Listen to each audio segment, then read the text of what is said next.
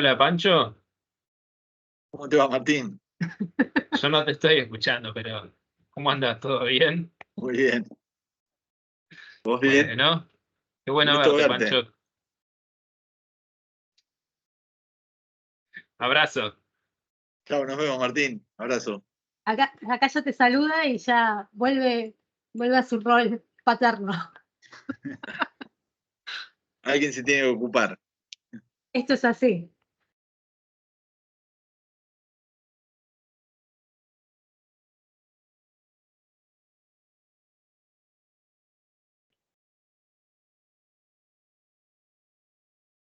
Bueno, ¿está todo listo? ¿Querés que arranquemos, Gastón?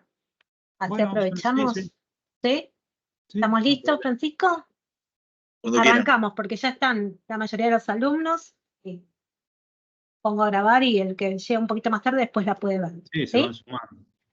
Genial.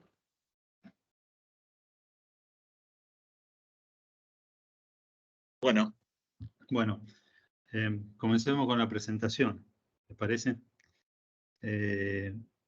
Bueno, nuestro invitado de hoy es el arquitecto Francisco Cadau. Seguramente muchos lo conocen. Para los que no, me parece que es una muy buena oportunidad para acercarse a su obra.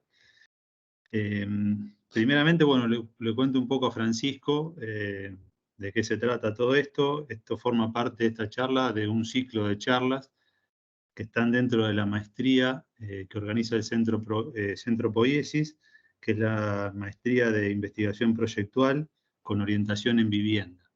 Hoy están presentes los alumnos de primer año y de segundo año, y los días miércoles, que siempre se organiza este ciclo de charlas, también después los alumnos tienen una materia que se llama Condiciones Preproyectuales 1, que son para los de primer año, que está a cargo del arquitecto Roberto Medina, y después están los chicos de Condiciones Preproyectuales 3, que están con Martín Encabo, con mi hermano y conmigo. Bueno, en este espacio, lo que es interesante, nosotros le llamamos como estudio de casos. Tenemos invitados de arquitectos de diferentes lugares del mundo, por lo general de Latinoamérica.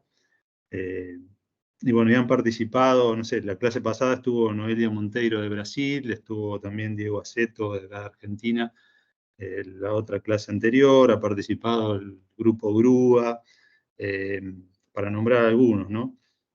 Solano Benítez, Carlos Arroyo, la gente de MK27, Angelo Bucci. Bueno, en este caso lo tenemos a Francisco, que nos va a mostrar su trabajo. Yo, si quieren, ahora leo un poco el currículum que tenemos de él abreviado, porque es un arquitecto que tiene como mucha experiencia y muchos años de práctica profesional y académica. Así que bueno, les cuento. Francisco Cadau es arquitecto por la Universidad de Buenos Aires, se recibió en el año 1995, es profesor regular de morfología de la Facultad de la FADU de la UBA y profesor ordinario de proyecto en la Escuela de Arquitecturas y Estudios Urbanos de la Universidad de Itela. También es coordinador del programa de Arquitectura y Tecnología en la Universidad de Itela entre el año 2013 y el 2021. Y es profesor invitado en otras escuelas de arquitectura en lugares del mundo, como la Architectural Association de Londres, Cornell University en Nueva York, la Royal Danish Academy de Copenhague, en Dinamarca, la Pontificia Universidad Católica de Río de Janeiro en Brasil, la Universidad Positivo de Curitiba en Brasil, la Universidad Católica Nuestra Señora de Asunción de Paraguay, y las universidades públicas y privadas de acá de Argentina. Es director de CADAU, Oficina de Arquitectura, desde el año 2000, o sea que ya lleva 24 años de práctica profesional, independiente. Ha ganado varios premios, el premio bienal de la Bienal Internacional de Arquitectura de Buenos Aires en el año 2022, el premio histórico de obra construida entre el 2013 y el 23 del Colegio de Arquitectos de la Provincia de Buenos Aires. Bueno, después ha sido seleccionado también para el pabellón de arquitectura en la Bienal de Venecia en el año 2016, 2018, 2021. El primer premio de obra construida entre el 17 y el 20 del Colegio de Arquitectos de la Provincia de Buenos Aires. y bueno, también tiene varios premios más.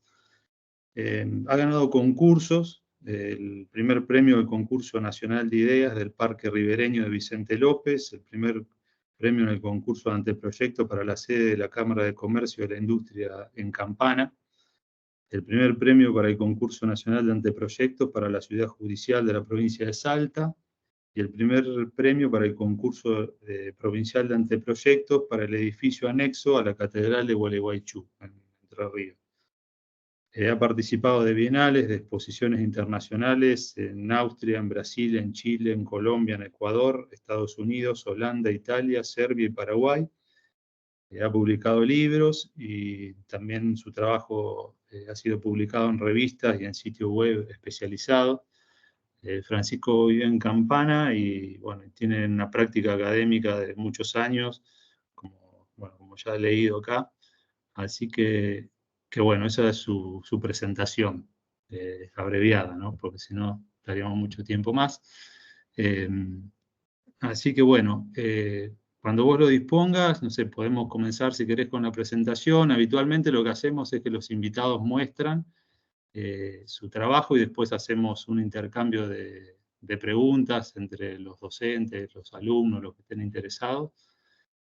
Así que bueno, si está disponible ya podemos comenzar. Bueno, Gastón, cuando quieran.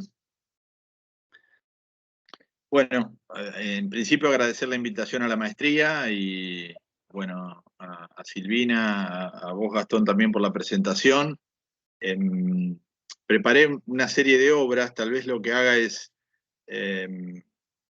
mostrarles, hacer algunos comentarios generales y plantear algunas ideas que pienso tal vez puedan ser de interés para luego conversar en relación a esto de Sí, perfecto. la investigación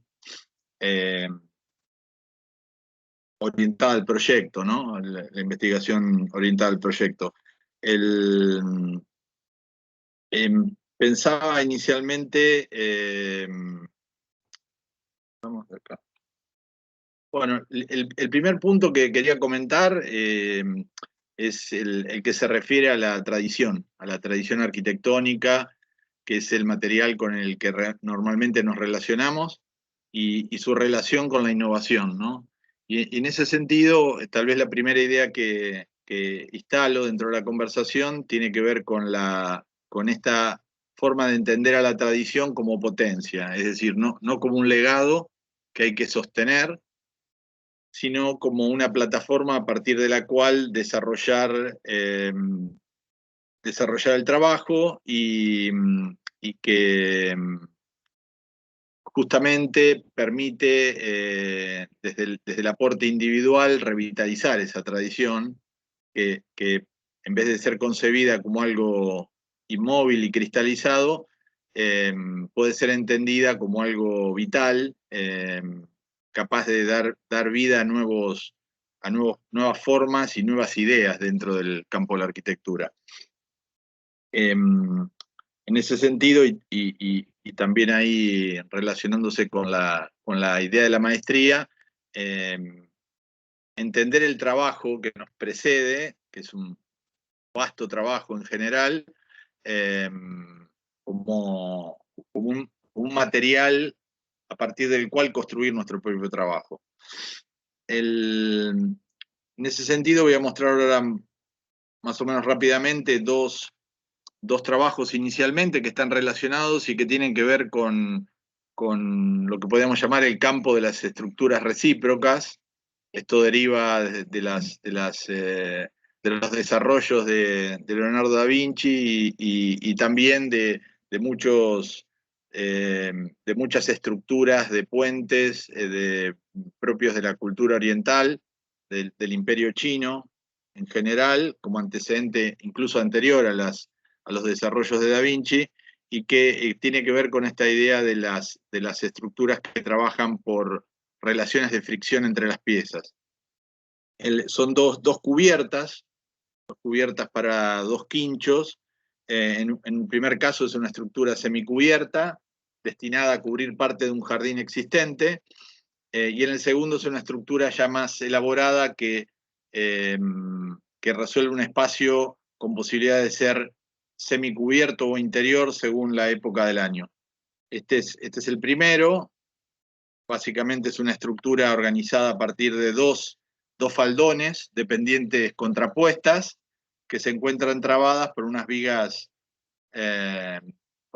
principales, transversales, que estabilizan en forma oblicua la estructura. Cada uno de estos faldones apoya solo sobre uno de los dos laterales y está sostenido sobre la viga ménsula transversal en la otra. Es una tecnología, digamos, de vigas laminadas, que están relacionadas a través de pernos pasantes, de varillas roscadas, y en este caso, que es una cubierta que funciona como tendido de sombra simplemente, es una cubierta simple donde el elemento de cobertura es un tablero multilaminado que tiene en su cara superior una membrana tipo mineralizada, con pizarra molida, lo cual es una estructura bastante económica en general. Ahí está un poco la imagen de la estructura, con el apoyo sobre uno de los lados y su apoyo en ménsula en el lado opuesto.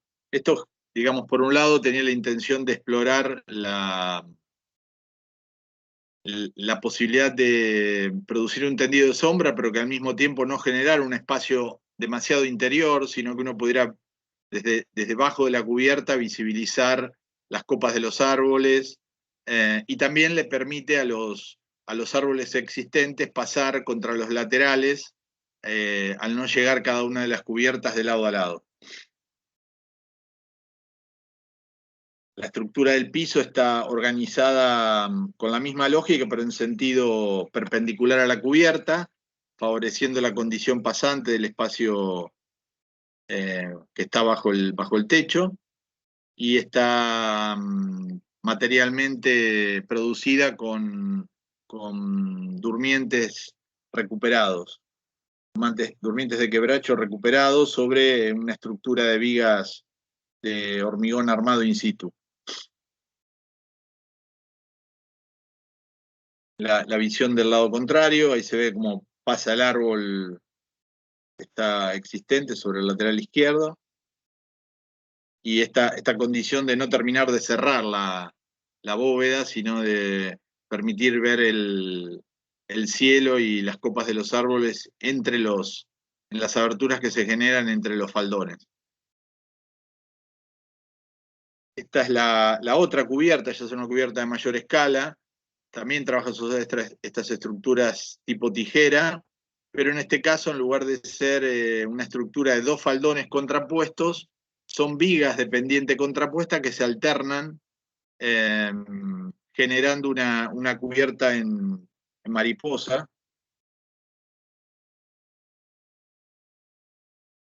Básicamente son dos cubiertas, o mejor dicho, es una cubierta y media. Una es completa y otra es la mitad de la completa. En este caso se resuelve un quincho también de más escala y un semicubierto para cocheras. Ahí está un poco la organización de la estructura y las vigas alternantes. Es la misma tecnología de la anterior. Está todo modulado en pies, está con la proporción de 4 por 8 pies que tienen los tableros fenólicos. Y básicamente esto organiza, además de la cubierta en mariposa, encima, por debajo de la cubierta, un espacio donde la estructura se distancia del cielo raso, y genera un buffer, un espacio de amortiguación de la luz que entra por las partes altas. La cubierta está orientada este-oeste, con lo cual el sol rasante de esas orientaciones ingresa de forma paralela a la cubierta, rebota en esa estructura de madera laminada y se difumina en el interior del espacio. Es el detalle constructivo, como les dije, relativamente simple. Como en el otro caso, son unos tabiques de hormigón que son la estructura vertical, la estructura de vigas laminadas, los tableros multilaminados, en este caso sí tiene una aislación térmica, que es un espuma en poliuretano proyectado sobre el tablero, y luego finalmente una terminación de poliurea como capa impermeable. La maqueta de la estructura del techo principal, la estructura montada, ahí se puede ver un poco lo que les decía de la iluminación que entra por los extremos altos de la cubierta. Esto es la estructura inicial. Están los dos núcleos sanitarios, donde se resuelven los apoyos en los tabiques de hormigón y el espacio general del salón.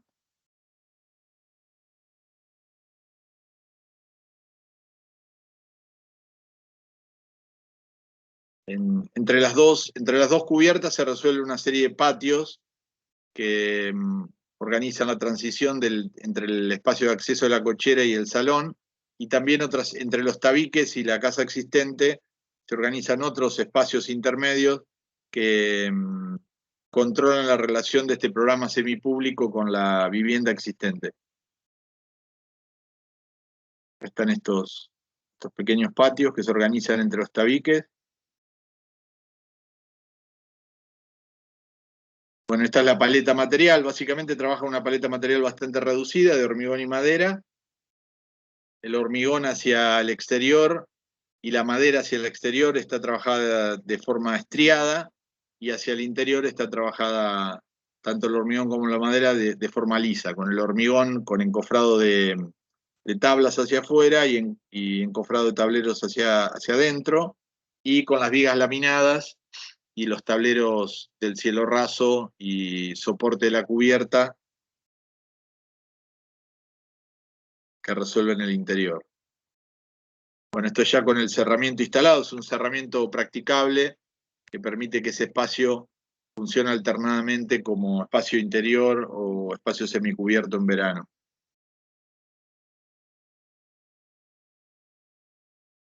Bueno, acá está ya con los cerramientos completos, la iluminación que ingresa por la zona alta y este espacio de reverberación de la luz entre la estructura y la cubierta propiamente dicha.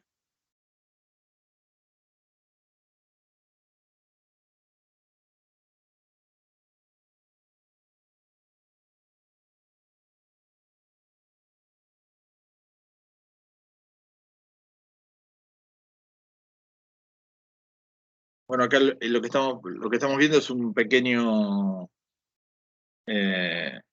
video de imágenes donde está el proceso de montaje. En general estas estructuras tienen la particularidad que requieren de estar completas para poder sostenerse, es decir, no funcionan como las estructuras trilíticas, que una pieza va sosteniendo la anterior,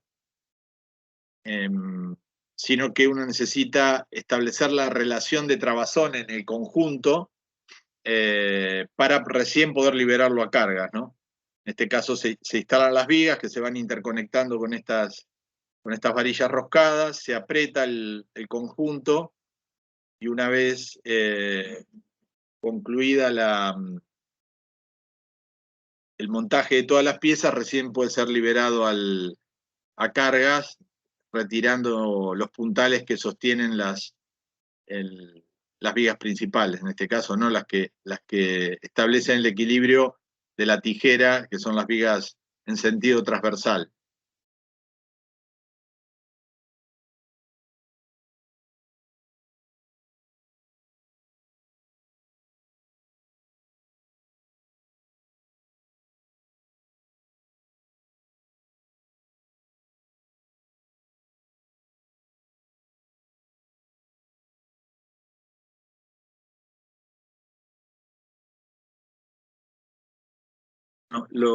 Continúo ahora con otra serie de obras. En este caso ya pasamos de la tecnología de madera a la tecnología de ladrillo. Voy a mostrar lo que son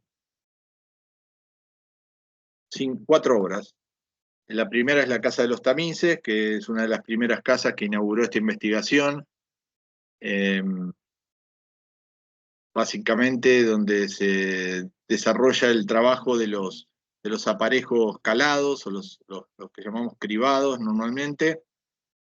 Es una casa que organiza un espacio intermedio entre la calle y la vivienda.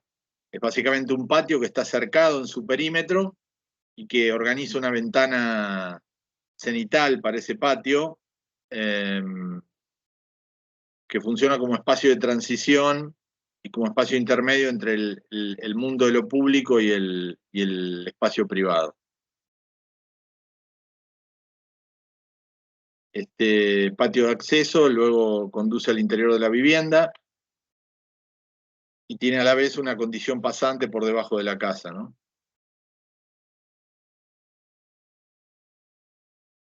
Ese patio luego está recorrido por un volumen de circulación que contiene programa, es un estudio, biblioteca, que permite recorrer el centro de ese patio vacío, ya no por el perímetro como en los claustros tradicionales, sino desde su propio centro, su propio núcleo. Y bueno, y permite también que todo el sistema de aventanamiento esté totalmente liberado de elementos de protección. Esta es la visión, la contracara de la casa sobre el jardín, la visión de la criba bastante cerrada cuando uno la ve tangente, y ahora lo que estamos viendo es los tres sistemas que constituyen la casa. El primero tiene que ver con el sistema de estructura metálica y de forjados premoldeados que resuelven los entrepisos. El segundo es el sistema de cerramiento de madera que resuelve la cubierta superior y los cerramientos de los interiores sobre los patios.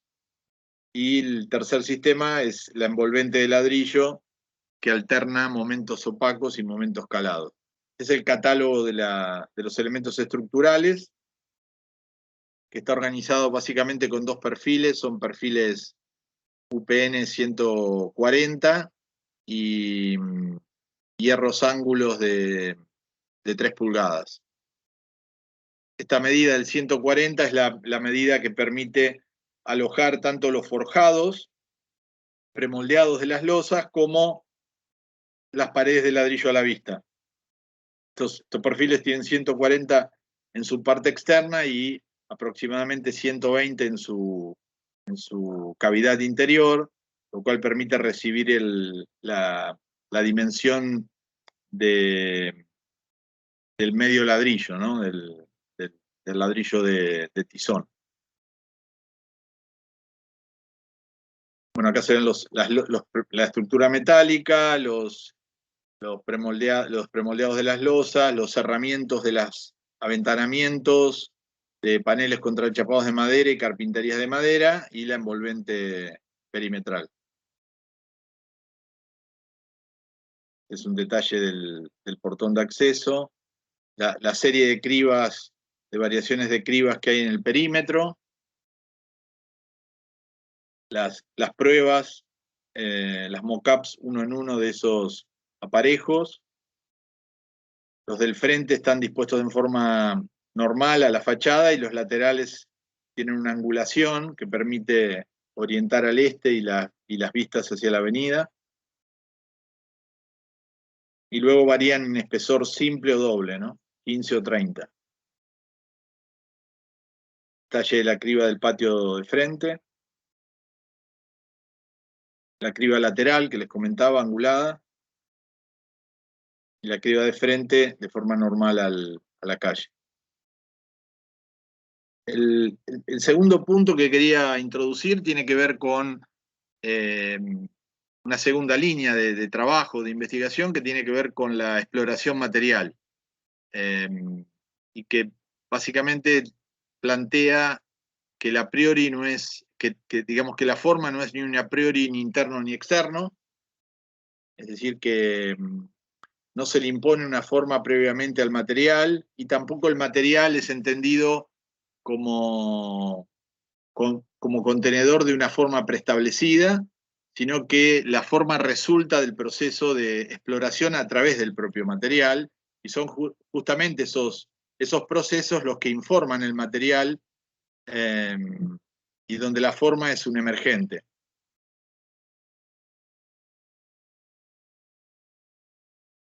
Bueno, lo que está acá es, como ustedes saben, es el bucle propio que modifica, de modificación de las asunciones que uno tiene a partir de la práctica, ¿no? Sumaría a este tema de la exploración sobre el material la idea de construir teoría desde la práctica. Es decir, donde la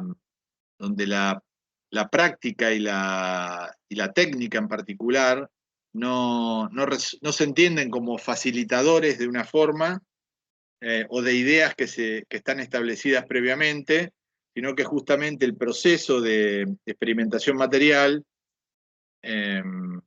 y el proceso propio de desenvolvimiento de la práctica tiene la capacidad también de constituir otras ideas que dialogan con esas ideas que estuvieron preestablecidas. Y de esa manera construir una forma de realimentación desde la técnica donde el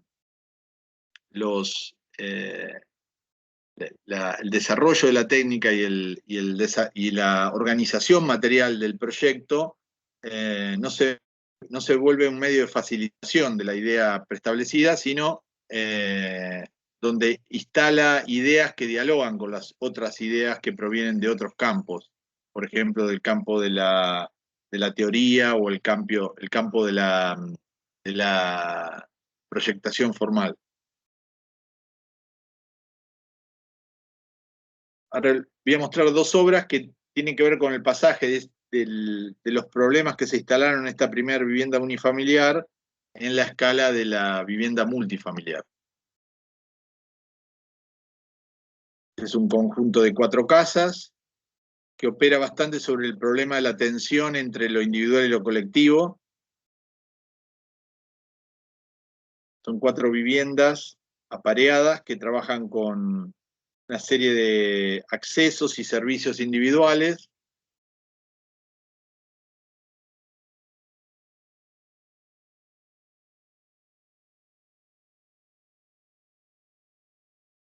Y donde acá se investigó, por un lado, la relación de continuidad entre los momentos opacos y los momentos calados de los aparejos cerámicos.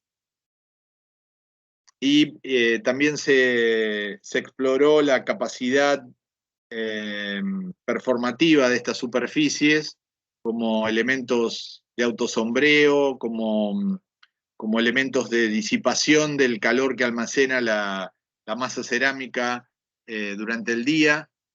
Básicamente las fachadas de la superficie texturada del volumen principal contiene dormitorios orientados al oeste, con lo cual el interés era que esa superficie tuviera la máxima capacidad de disipación del calor que almacenaba durante el día para volverse frescos durante la noche, y en esa línea se exploró la texturación como factor de incremento de la superficie cerámica expuesta al aire, para que funcionaran efectivamente como aletas o como elementos capaces de soltar la energía acumulada durante el día en estos muros. Obviamente, esto que estoy diciendo en el plano performativo no inhibe para nada la voluntad formal y la exploración estética tampoco del proyecto, pero digamos, en ese punto siempre me interesa aclarar que me agrada más trabajar en una zona del proyecto donde las exploraciones formales se tensan relaciones con otros problemas, es decir, donde los problemas formales friccionan con otros problemas más objetivables, como es en este caso el tema de la performance térmica.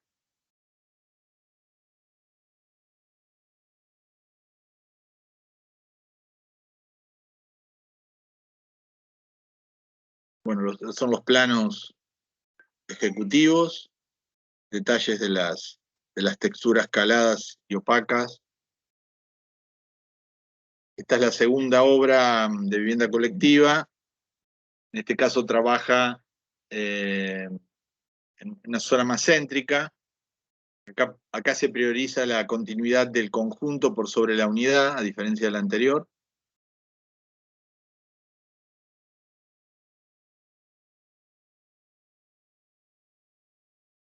Planos ejecutivos. En este caso trabaja con una malla con variaciones de permeabilidad. Básicamente se organiza como una transición del momento opaco de simple cerramiento al momento de máxima apertura del calado.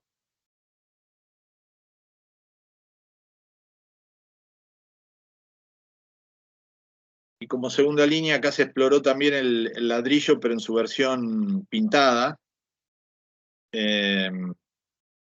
como forma de relacionar las partes de revoque a la cal con las partes de ladrillo visto.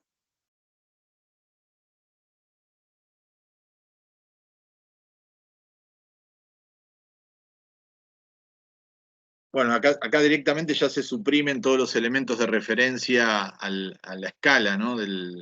No aparecen aberturas, no aparecen puertas. La fachada está trabajada como un telón con variaciones de permeabilidad.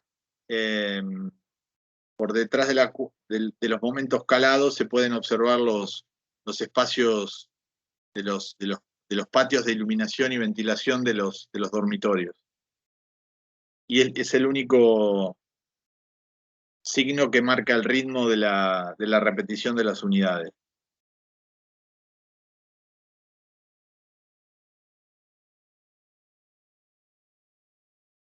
Aparecen los problemas también del trabajo de la escala de lo peatonal, en este caso no con los accesos como en el caso anterior, sino con los cercos perimetrales. Y bueno, también esta exploración sobre el contraste entre el ladrillo con neutro, con el color blanco, y los colores que aparecen en los interiores de los jardines y patios.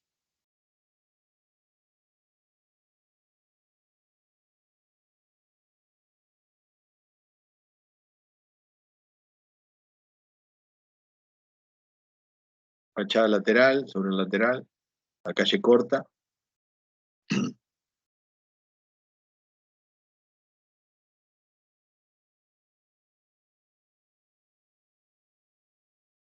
Bueno, y el tercer texto trae un poco este tema de la relación entre técnica y tecnología, entendiendo la diferencia entre ambas como un problema de sistematización de las ideas, ¿no?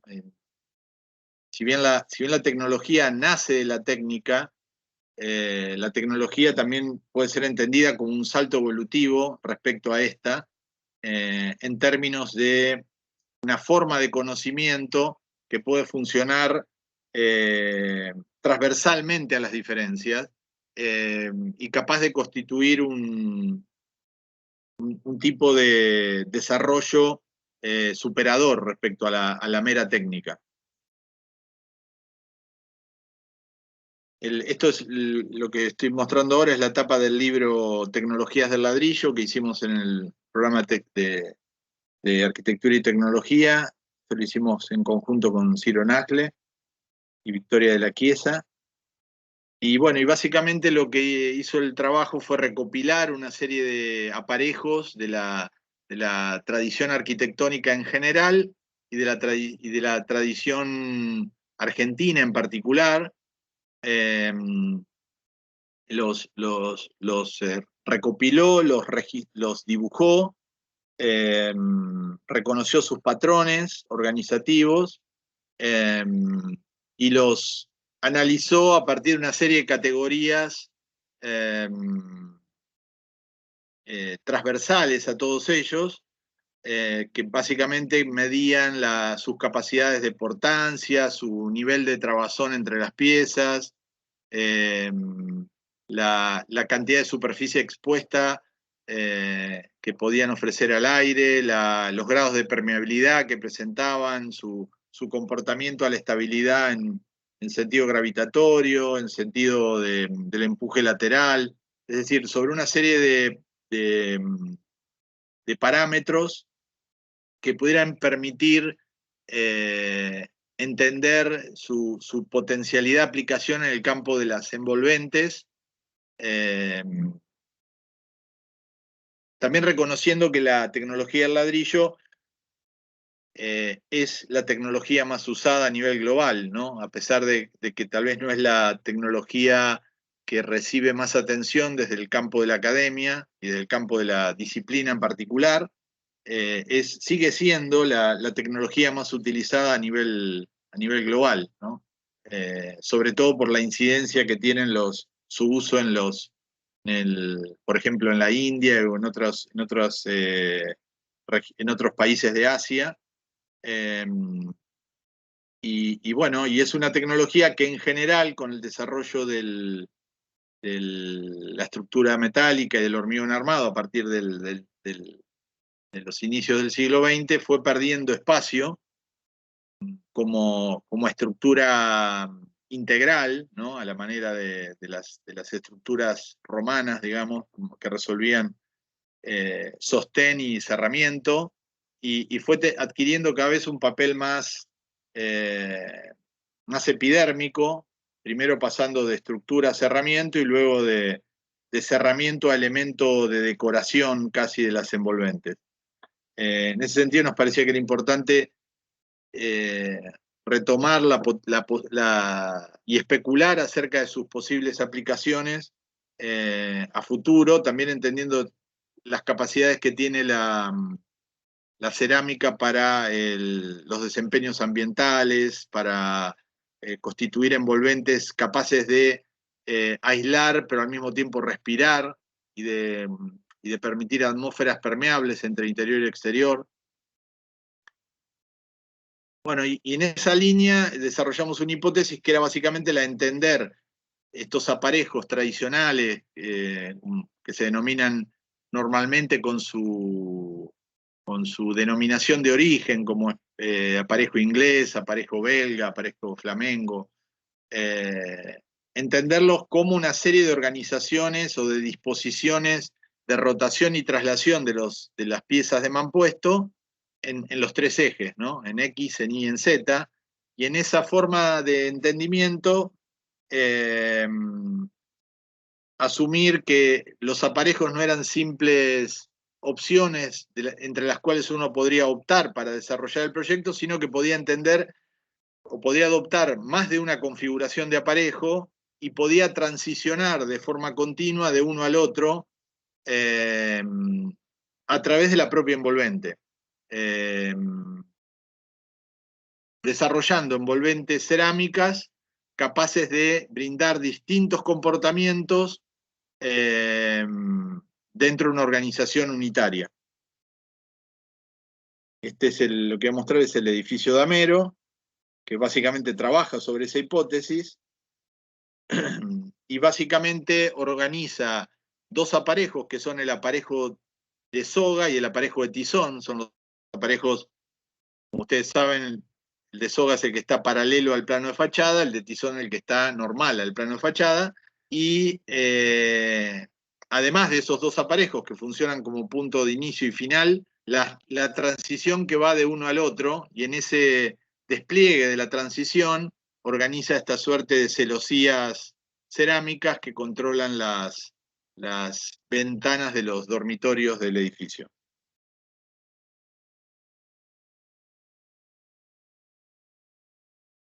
El edificio está organizado con un basamento, un núcleo circulatorio vertical y un cuerpo principal que contiene, organizado en doble crujía, con 10 unidades por lado. Y básicamente opera como un prisma de ladrillo que indexa una serie de operaciones que le permiten al edificio hacerle lugar a árboles existentes en el lugar, separarse de los linderos, organizar mayor frontalidad sobre el lado del núcleo y definir el remate superior contra el cielo.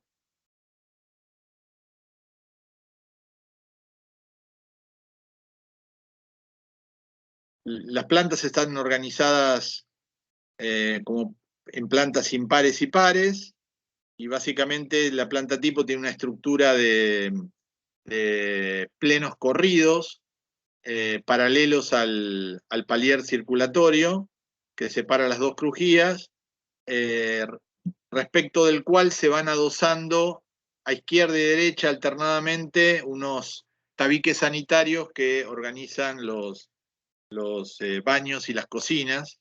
Es una estructura de hormigón armado de losas alivianadas con esferas plásticas.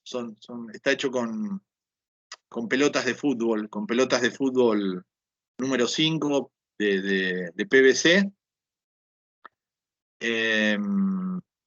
con los entrepisos, con los hilorrasos a la vista en hormigón, la envolvente de ladrillo y básicamente el núcleo prefabricado sanitario que se monta y se acopla a los plenos que les comentaba.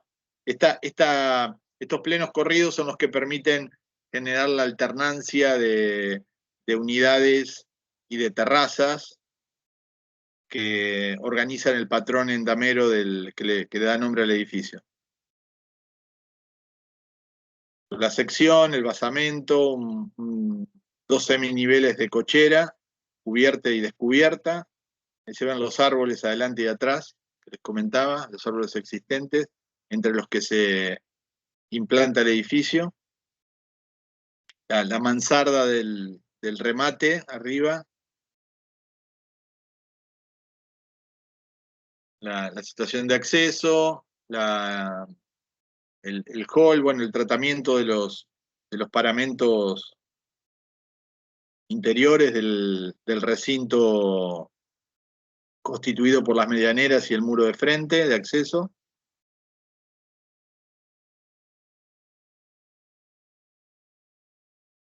Sobre el lateral norte está ubicado el sistema circulatorio, sobre este lateral.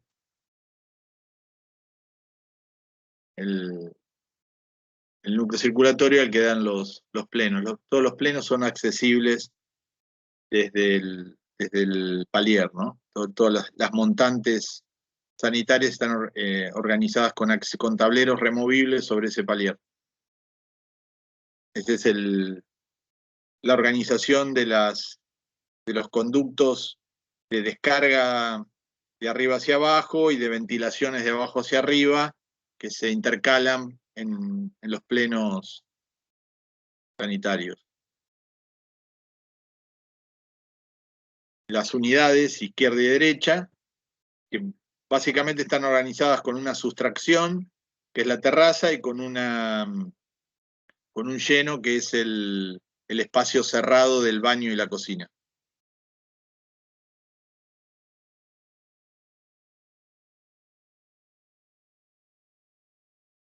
Los 4 sistemas: la estructura de hormigón, el sistema de mobiliario interior, los cerramientos interiores y la envolvente cerámica.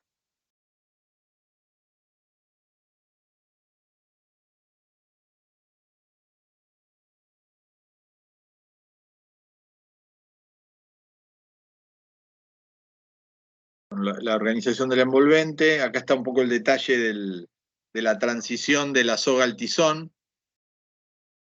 El aparejo viene paralelo a la fachada, gira en 7 pasos y ingresa de tizón en el lateral de la terraza, ¿no? Y otra vez, respecto al lateral de la terraza, vuelve a estar de soga, obviamente. Y en esa transición pasa de lo cerrado, del cerramiento opaco, del muro de simple cerramiento, al momento de más apertura contra el lateral de la terraza.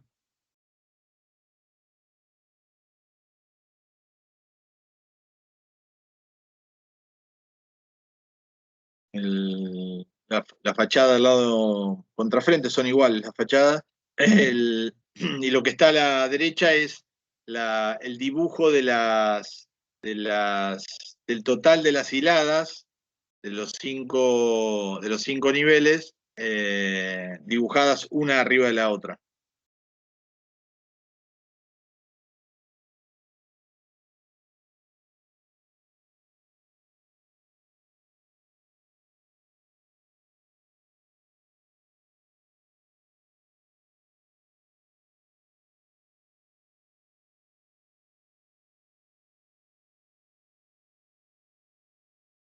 Bueno, de alguna forma, en este caso también lo que nos interesaba explorar, que es una cosa que venimos trabajando hace tiempo, es cómo los edificios de vivienda multifamiliar funcionan en ciudades de mediana escala, como es el caso de Campana, y nos interesa particularmente incorporar esta idea del patio o del patio en altura como elemento diferencial dentro de estas unidades de vivienda, porque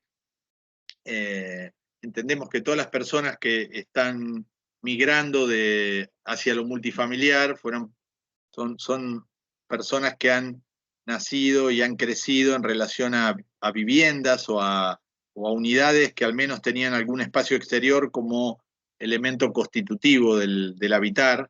Y en ese sentido nos parece que en estas ciudades se vuelve mucho más definitorio de la forma de vida esta necesidad de tener un lugar exterior o semi-exterior como parte de la unidad, independientemente de que sean unidades de pequeño metraje. No, y finalmente, para terminar, muestro un proyecto que estamos terminando ahora, que está en Oberá, Misiones, que estamos haciendo en conjunto con un estudio local que es Oberarc, y que es un edificio, es una clínica de cirugía de miembros superiores, bastante específico como tema, y que trabaja también con algunos de los problemas que venimos interviniendo en el ladrillo, conjuntamente con otros proyectos que hoy no mostré, pero que tienen que ver con el uso de las envolventes de chapa corrugada galvanizada, ¿no? Bueno, esta es la fachada del volumen de los quirófanos que da hacia el frente, que también organiza un gradiente de texturación que produce este tornasolado de la superficie. Esta es la envolvente del volumen posterior. Está organizado, como vieron en la maqueta, con una serie de volúmenes dispuestos a medios niveles unos respecto a los otros, y están conectados con unas mangas, con unos puentes metálicos que también resuelven la tecnología metálica también resuelve unas especies de courting wall que cierran los volúmenes sobre los patios. Tiene una envolvente completa exterior cerámica y unas fachadas y unas mangas de conexión metálicas que también, como a manera de dedos, conectan las dos partes del edificio.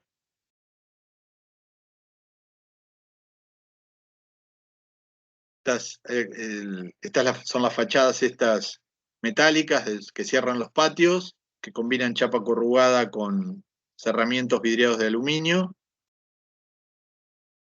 Este es el proceso de montaje de las estructuras de los puentes.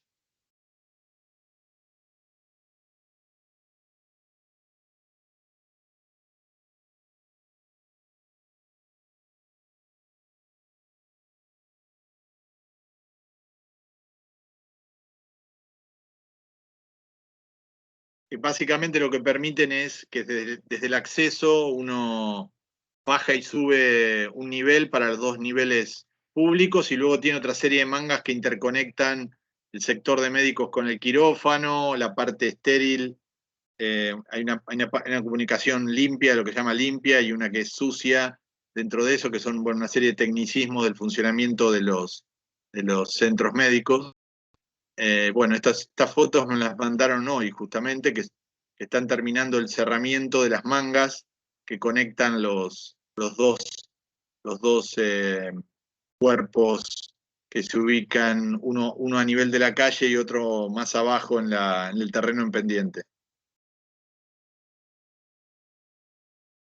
Con esto, si les parece, Gastón, finalizo y quedo atento a sus comentarios o consultas. Bueno, perfecto. Bien. Bueno, yo tengo un primer comentario y alguna pregunta y que después se vayan sumando los demás. La verdad, impecable la presentación. A mí en lo personal me gustó mucho. Salvo esta última obra, la que estabas mostrando de Oberá, después las otras yo las conocía todas. Y siempre pasa lo mismo, ¿no? Cuando te la cuenta quien la hizo, o quien estuvo pensando o proyectando estos trabajos, entendés otras cosas y como que te vinculás con la arquitectura de otro lugar. Y la verdad es que tengo un montón de cosas anotadas acá a medida que ibas hablando.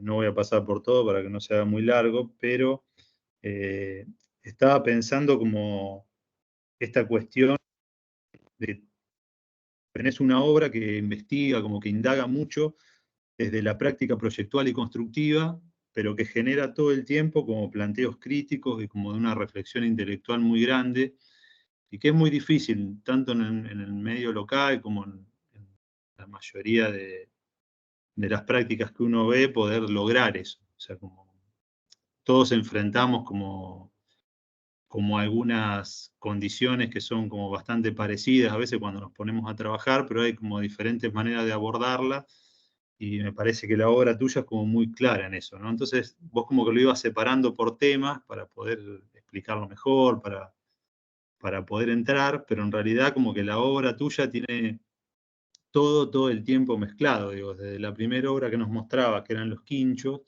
cuando aparecía como esa relación entre forma y estructura y forma, como que se empieza todo el tiempo a cruzar cómo trabaja un material y cómo se autoorganiza y se vuelve como eficiente y como muy específica la solución que vas tomando, y a su vez eso genera como una expresión poética también, no es solo resolver un problema estructural y ya, sino como que hay otra búsqueda. Y para mí como que la tuya como una arquitectura como que se está repensando todo el tiempo, o sea, como que hay algo que está presente ahí, como a cada momento en todos los proyectos, y que tiene como una densidad muy fuerte. Entonces, la verdad que a mí me parece como un trabajo muy bueno, y que en todos estos años has como logrado como esa solidez. Lo que yo te quería preguntar es como ir al principio de todo, que vos hablaste como de la tradición como potencia, ¿no? Como cuando recién arrancó la charla, como una de las primeras cosas que dijiste. Entonces, bueno, como en todo este trabajo, en todo esto que yo estaba contando que vas produciendo, como que se ven como cercanías con arquitectos. No sé, yo tengo también como una debilidad con Álvar Aalto, entonces lo veía en tu obra, sé que vos también te interesa, pero hay muchos más.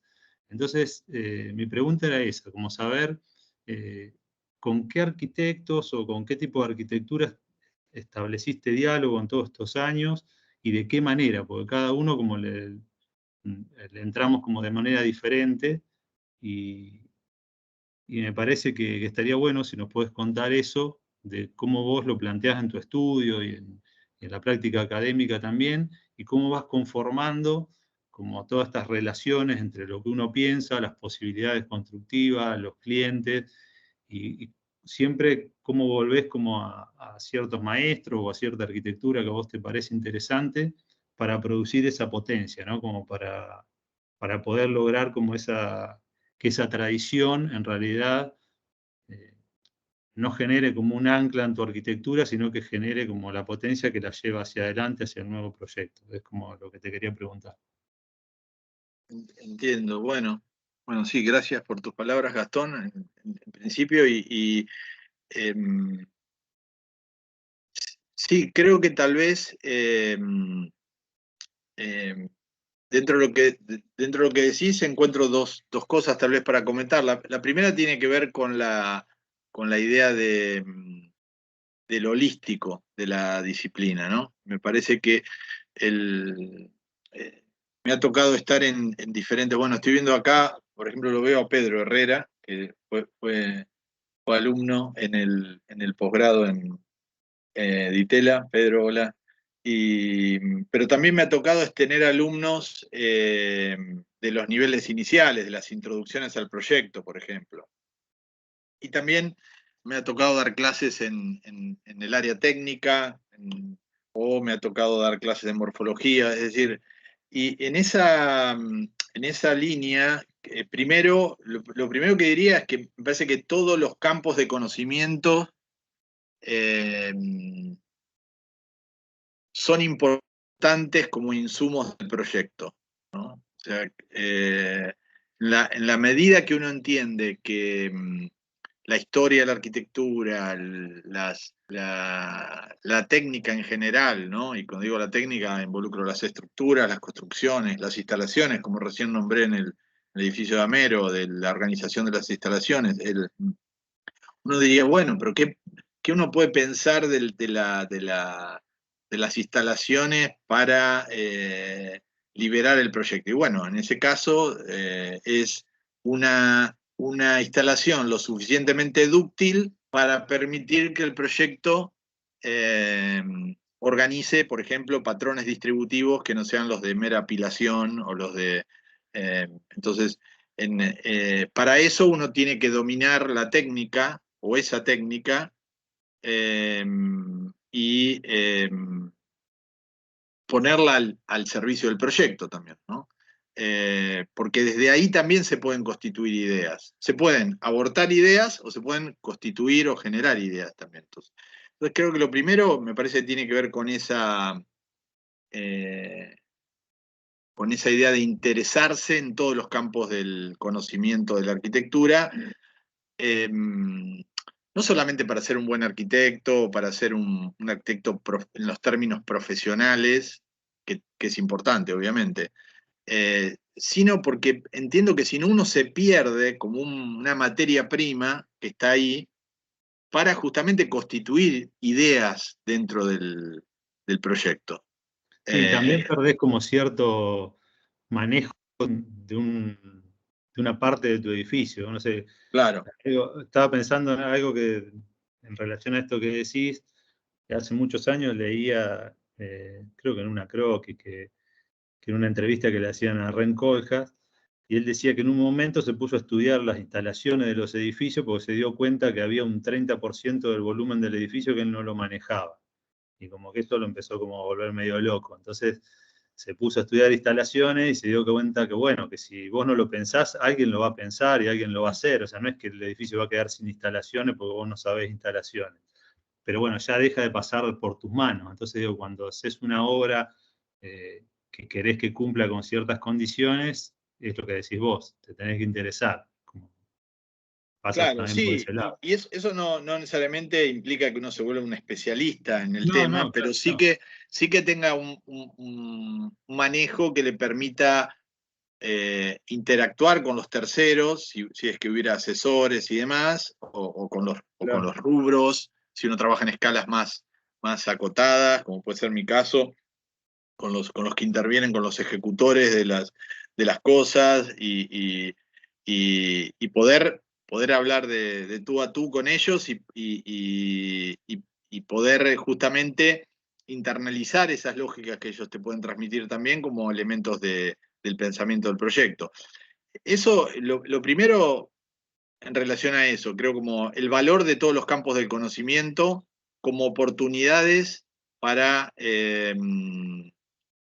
sedimentar ideas y temas para el desarrollo de la arquitectura.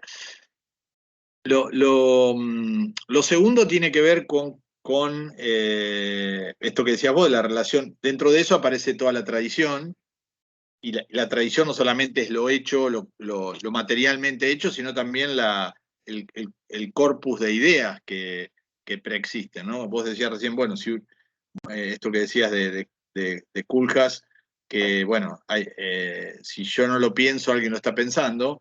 lo mismo pasa con el cuerpo de las ideas. Si yo no pienso las implicancias teóricas o conceptuales de lo que hago, no quiere decir que eso no va a tener implicancias teóricas o conceptuales. Simplemente yo no las estoy considerando. Entonces, y ahí aparece otra parte que me gustaría desmitificar. O sea, esta idea de que las ideas siempre preceden a los hechos, ¿no? A los objetos. En realidad, muchas veces uno también produce teorías retroactivas respecto a lo que hizo, entiende cosas a posteriori de hacerlas, o durante el proceso que las está haciendo, con lo cual, para mí el valor de las ideas no está en el momento temporal que aparecen, sino que aparezcan. Es decir, uno tiene que reflexionar sobre lo que hace, independientemente que lo haga antes, durante o después. Pero en algún momento, o en todos ellos, debería intentar reflexionar sobre eso, ¿no? Sí, está bueno como para tenerlo claro, como dentro del proceso de aprendizaje, ¿no? Como de cualquier Claro. cosa. El año pasado estuvo invitado Enrique Walker, que mostró el trabajo que él hizo como de los manifiestos retrospectivos, ¿no? Como Claro. Sí, aprendiendo de sí, lo Las conozco, Vegas. Enrique, compartimos Claro, algunos sí, ahí en el cursos Ditela. en Ditela, sí. Claro. Bueno, él nos contaba como el trabajo que él hizo, el libro, y las entrevistas que tomó. Y es eso, como era una teoría sobre algo que ya estaba construido de hacía mucho, que ya había pasado, pero que se puede pensar, y a lo mejor la idea apareció en él, en el trabajo de él, o en el trabajo de Venturi, en el trabajo de Colja, aparece después, y bueno, no pasa nada, lo importante es que esté, que sea como un espacio de discusión. Yo pensaba Claro. también como en lo de Sacriste, ¿no? Que es como muy cercano a lo que vos planteabas. Viste que Sacriste como que Sí. decía que la teoría tenía sentido hasta que se lograba el dominio de la práctica. Y a veces es como al revés, como lo que vos planteás en tu obra. Tenés como cierto dominio de la práctica y generás una teoría con eso. Cuando mostrabas el trabajo que hacían con Ciro, el libro y demás, es como, bueno, agarrás un aparejo que se usaba hace 500 años, lo traes y lo pones en relación con otras cosas y funciona de otra manera y eso te permite pensar algo nuevo que no es solo repetir el aparejo, digo, es como Sí. No, y un también creo que punto ahí. puede producir un tipo de conocimiento de lo que se denomina normalmente el salto de clase dentro del proceso, ¿no? Los cambios de grado y los cambios de clase. O sea, creo que hay esta idea de conceptualizar, de abstraer la forma de entender las cosas, permite extraer un tipo de conocimiento que es diferente al conocimiento, al simple conocimiento, ¿no? Es el conocimiento que pone en relación una serie de conocimientos. Entonces, Sí. en el caso de los aparejos, nos parecía que era importante desencriptar de alguna manera el conocimiento que estaba embebido en los masones y en los albañiles desde tiempos inmemoriales y entender esta idea que, bueno, pero el ladrillo, además de llamarse como se llama, unos traban mejor que otros, unos funcionan mejor como envolvente, unos funcionan mejor como envolvente permeable, otros se comportan mejor térmicamente unos que otros, o sea, esa nueva manera de entenderlos también habría un campo de potenciales aplicaciones. Y también me parece que muchas veces está esta idea de lo especulativo. Yo creo que lo especulativo es importante. Después puede pasar que de esas especulaciones solamente un porcentaje de esas especulaciones se puedan efectivamente implementar como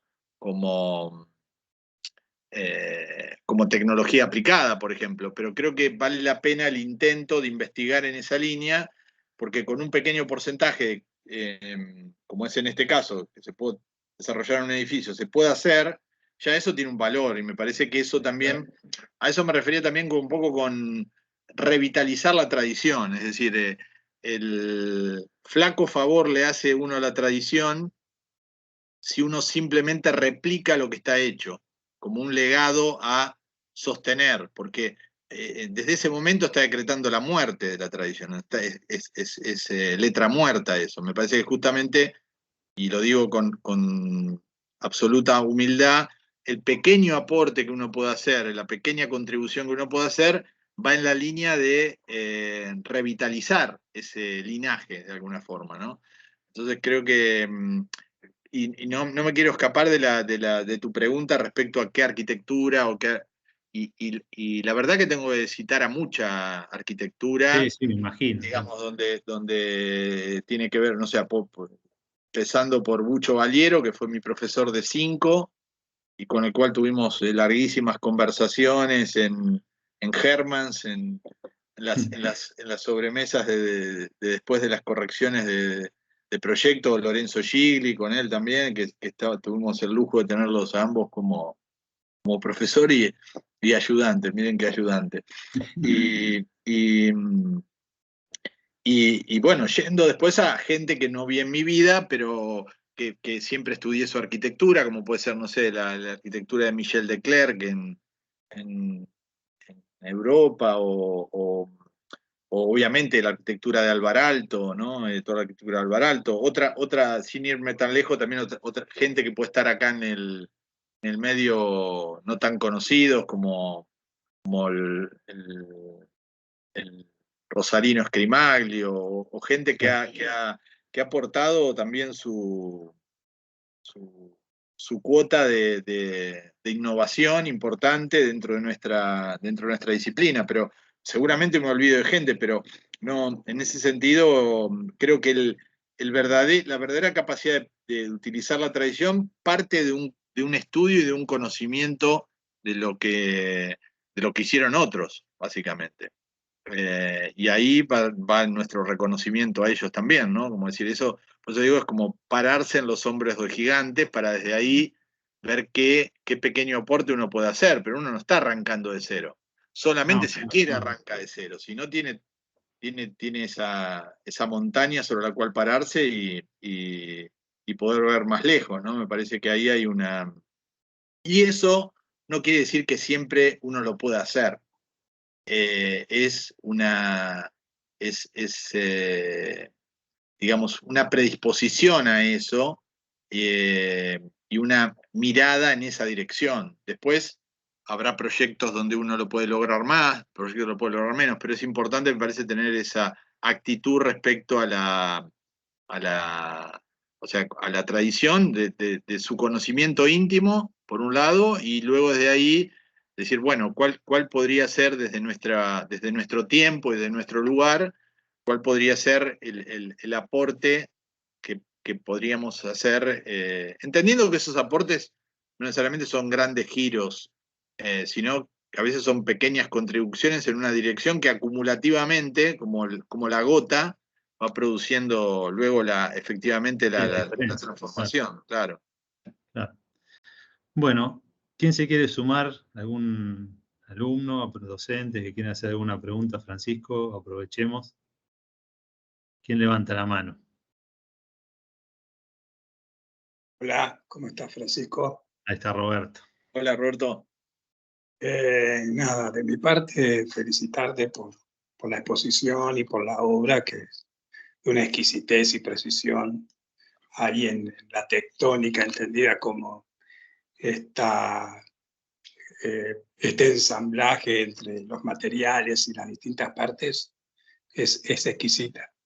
Y una salvedad que nombraste recién, lo de Hermans, y me hiciste acordar que, por lo que comentaste, era un restaurante, parece, de mucha reunión de arquitectos, y porque, bueno, estoy bien a cuento que el miércoles pasado que falleció Jorge Sarkis, el creador de la maestría, Pancho Liarnol comentaba que ese restaurante también era el espacio de reflexiones, encuentros, debates, acuerdos, y bueno, como esta es la primera clase de condiciones preproyectuales, luego del fallecimiento de Jorge, vaya esta clase en su memoria. Y después, con respecto a la charla, me interesaba esto de la teoría desde la práctica, ¿no? Que es muy claro en incluso cómo organizaste la presentación. Hasta aquí todos presentaban en sus exposiciones el territorio y las reflexiones en cuanto a matrices productivas, cosmovisiones, técnicas tradicionales y después la obra.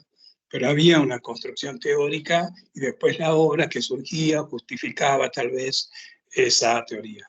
Así que en tu caso es la presentación afirma esto de que la teoría surge de la obra, como me hace acordar también a Carlos Martí Ariz en La siembra del arco, el logos y la poiesis ahí al mismo tiempo.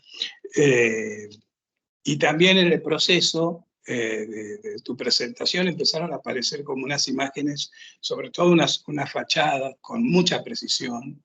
Creo que era en la casa en bloque, ¿no? Desde la disposición de estas piezas. Entonces, mi pregunta tiene que ver con esta relación entre el proyecto y la obra. Digamos, ¿hay o qué espacio deja el proceso proyectual para que la obra o la ejecución de la obra informe al proyecto, o la etapa proyectual ya está cerrada y verificada y queda solamente construir? Digamos, ahí, ¿cómo es esa relación, ¿no? Entre proceso proyectual, proyecto y obra? ¿Hay posibilidades en esa obra? Entiendo, como vos decías también, que en esto de las teorías retroactivas puede ser que después que la obra, o mientras está haciendo, una vez que está terminada, hay como un entendimiento de lo que uno está produciendo. Pero digo, ¿hay un margen para que el proyecto se modifique y vuelva a la obra?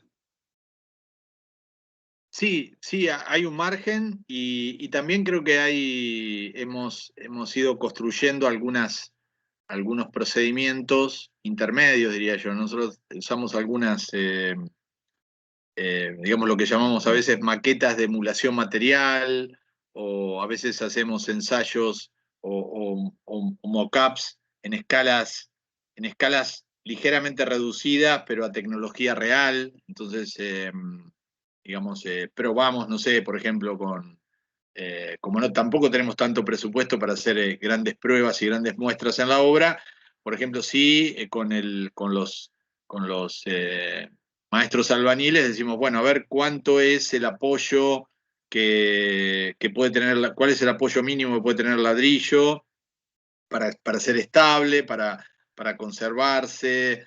Entonces hacemos algunas pruebas en esa línea, directamente a tecnología real, como una de esas mockups que mostré, o a veces hacemos lo que llamamos estas modelos de emulación material, que son como, no son maquetas tanto que tratan de representar la apariencia de la obra, sino que tratan de replicar condiciones de comportamiento estructural o físico, ¿no? Y lo usamos como instancias intermedias que nos van dando ciertas premisas con las cuales vamos justamente ajustando el proyecto, y tratamos de arribar al proyecto en ese sentido con un grado relativamente importante de precisión, o digamos, de reducir el margen de error, podríamos decir, en la obra, por una cuestión lógica de costo, de complejidad. Lo cual no quita que muchas veces nos ha pasado que durante el proceso de construcción tenemos que incorporar ajustes dentro de las cosas que estaban proyectadas, o terminar de calibrarlas para que efectivamente funcione, ¿no? Y después lo segundo te diría que funciona como ya como pruebas de mayor escala, es la experiencia en la acumulación de las obras, ¿no? Porque yo siempre digo que para mí es como lo que mostramos es un trabajo que está integrado por un montón de obras, y uno siempre le quedan cosas pendientes en una obra, ¿no? En un proyecto, incluso con el más logrado, la verdad que acá podríamos haber probado tal cosa, y siempre quedan como agendas para las obras siguientes, de alguna forma, creo, ¿no? Entonces, en esa concatenación de obras también se vuelve un proceso de refinamiento de algunas soluciones técnicas y de algunas ideas también en un punto, ¿no? Que creo que es esta idea también donde uno se vuelve tradición de uno mismo también, de alguna forma, porque va aprendiendo. Sí tratamos de no caer en esta idea la formulación de conclusiones, ¿no? O sea, tenemos conclusiones, sacamos conclusiones, pero no son inamovibles esas conclusiones porque siempre están sujetas a cuestionamiento. Porque por la propia dinámica de trabajo que tenemos, creo ya es así, y creo que es importante, porque si no sería considerarse uno legado de uno mismo, una cosa así, como repitiendo soluciones para adelante, ¿no? Si uno se va volviendo más agudo, porque hay cosas donde no es que uno prueba todo el tiempo todo, ¿no? Y yo siempre les digo a los alumnos de proyecto, cuando uno puede hacer todo, no hace nada, ¿no? Creo que es importante fabricarse, construirse un marco referencial de restricciones, que son restricciones impuestas de forma externa o autoimpuestas, pero que permiten volver al trabajo mucho más focalizado y agudo en algunas líneas respecto de otras. Creo que es importante entender eso, que las restricciones son productivas, ¿no? A veces escucho mucho quejarse a los alumnos, a veces con, esto no se puede hacer o aquello. Bueno, pero dentro de lo que podés hacer, ese marco de lo que podés hacer, también te da un espacio de libertad importante y a la vez te define también un foco mucho más nítido, me parece. Pasa lo mismo con todo, ¿no? Dentro de ciertos márgenes, ¿no? Obviamente, con el presupuesto, por ejemplo. A veces no es que hay momentos donde el presupuesto es crítico y uno casi no puede hacer nada, pero en general las restricciones también presupuestarias son un tema interesante para enfocar lo proyectual. Y bueno, no, y volviendo a tu pregunta concretamente, creo que tratamos de mantener un margen de maniobra dentro de la obra. Sí tratamos de extremar todas las condiciones intermedias para aprender lo más barato posible, digamos, para no tener grandes contratiempos en obra con esas cosas. Muchas gracias, Francisco. No, En gracias por las la pregunta. visitas de Solano, acá la maestría siempre cuenta de el presupuesto para investigación en obra que le pide a sus clientes, asegurándoles que esa investigación va a generar un conocimiento que va a redundar en un coste menor total de la obra. Pero me parecen muy interesantes esos estadios intermedios para construir ese conocimiento proyectual. Gracias. ¿Vos, Roberto? Sí, hay algo ahí de lo que estaban comentando recién con las restricciones, que en realidad son condiciones, digo, como las condiciones para poder encarar el proyecto, y como que el arquitecto lo que hace es como administra esas condiciones, y vos cuando te vas volviendo como más dúctil para trabajar con eso, los proyectos empiezan como a tener como otra fluidez, ¿viste? Como, bueno, es a lo que te enfrentás, o sea, nadie tiene libertad total, y si la tuvieras también sería muy difícil de trabajar. Entonces es como, bueno, ver cuáles son las temáticas, qué materiales usás, cuál es el presupuesto, no sé, la necesidad de los clientes, si es que existen o no. Hay un montón de cuestiones las que uno administra todo el tiempo. Me parece que un buen proyecto pasa por la inteligencia de sacar de cada cosa lo mejor que tiene y ponerlo como en relación. En tu obra es como muy claro eso, me parece que está...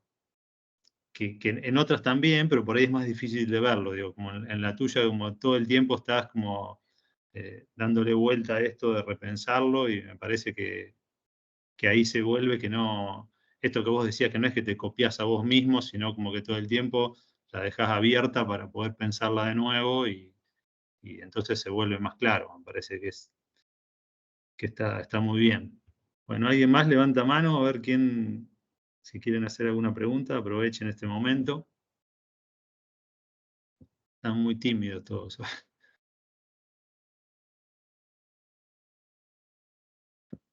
Bueno, lo liberamos a Francisco entonces, ¿no quieren aprovechar la oportunidad? Nos inhibió, no sé qué pasó. Yo no veo, estoy mirando si alguien levanta una manito acá, pero no. No, no, no. No, Bueno, están todos calladitos, muy calladitos. Están cansados probablemente. sí, igual ahora tienen que seguir ahí un rato más, pero bueno. Esto recién comienza. Recién Ahí, comienza. mirá, ahí está. Alejandro Vamos, levanta la vamos, mano. ahí está. Muy bien, Alejandro. ¿Cómo andamos? Muchísimas gracias. Buenas noches a todos, Francisco. Bueno, la verdad es que te tenemos ahí, que somos fervientes seguidores de cada nuevo proyecto que se va publicando. Y esto un poco ya más personal, pero si vos tuvieras que decirnos cuál fue para vos el que más, eh, de alguna manera, en el que más lugar, ¿cuál es el que más les permitió investigar, digamos? ¿Cuál es el que marcó eh, algún momento bisagra y podríamos leerlo en un proyecto? Porque a mí siempre me gusta es como tratar de verlo, ver el desarrollo de una manera cronológica, y bueno, vos lo venías contando de esa forma, entonces como que me parece muy interesante, pero particularmente, digamos, tocaste temas de cada uno de los proyectos, y si vos me puedes decir si de repente alguno cambió el rumbo de pensamiento o alguno con algún proceso que por ahí, en este caso, no tan esperado, logró despertar algún otro interés que se puede haber expresado en algún otro, ¿no es cierto? Sí, entiendo perfectamente la pregunta, Alejandro. Sí, yo creo que hay dos clases de proyectos. Están los que inauguran agendas, podríamos decir, ¿no? Y agendas de investigación, que son los primeros, los que uno descubre un mundo, de alguna manera, descubre un nuevo mundo, y son los que luego les dan curso a una serie de proyectos. En esa línea yo podría nombrar, no sé, como se me ocurren, por ejemplo, 3 proyectos. La Casa de los Tamices que les mostré es el que abre todo el camino a la investigación de las envolventes permeables de ladrillo. Por otro lado, por ejemplo, el primer proyecto del Quincho que dio lugar a una serie también de proyectos de estructuras recíprocas, es otro.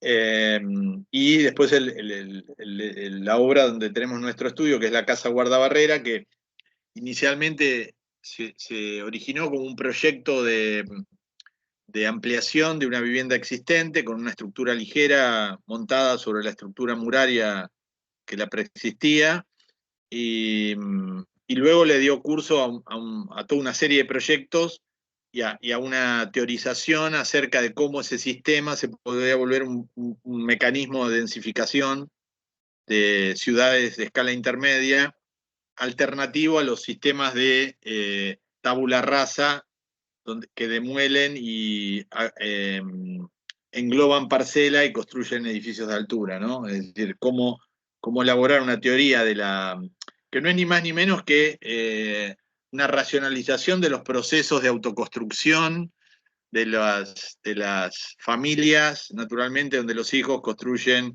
arriba la casa de los padres o cosas por el estilo, pero vuelto desde la disciplina y con un sistema, con una tecnología definida y con un mecanismo de sustitución de cargas, con una serie de herramientas que podemos dar los arquitectos desde la disciplina, para que justamente se puedan producir procesos de renovación del tejido residencial, duplicando, triplicando o cuadruplicando la densidad de lo existente, sin necesidad de pasar a estos modelos que son extrapolados de grandes ciudades de englobamiento parcelario y grandes edificios tipo torres,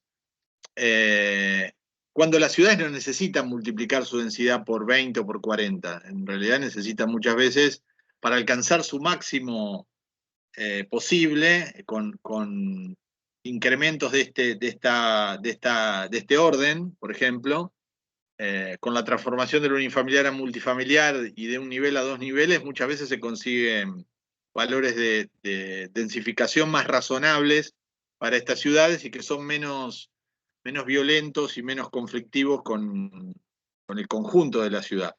Ese es otro proyecto que a nosotros nos dio mucha satisfacción en esa línea. Y después, bueno, nombraría otras de otra clase, como por ejemplo es el edificio de Amero, que también que yo lo nombré hoy al pasar, que es esta idea del cambio de grado, que por acumulación termina produciendo un cambio de clase dentro de la investigación, ¿no? Y creo que también lo que nos permitió el desarrollo de ese proyecto fue eso, ¿no? Entender lo que ya veníamos entendiendo, pero de una manera mucho más potente y con mucha mayor proyección para adelante. Entonces, de la misma manera que La Casa de los Tamices, pero es un proyecto que inaugura la serie, ese es uno que ahora probablemente dispare una intensificación de esa investigación, por ejemplo, en los próximos proyectos. Entonces, creo que hay esos dos tipos de proyectos los señalo, los subrayo sobre los comunes, ¿no? Pero creo que en todos siempre hay un aprendizaje. Algunos producen como ese salto cualitativo o instalan nuevas agendas, ¿no? Que cada tanto uno no hace tantas cosas distintas.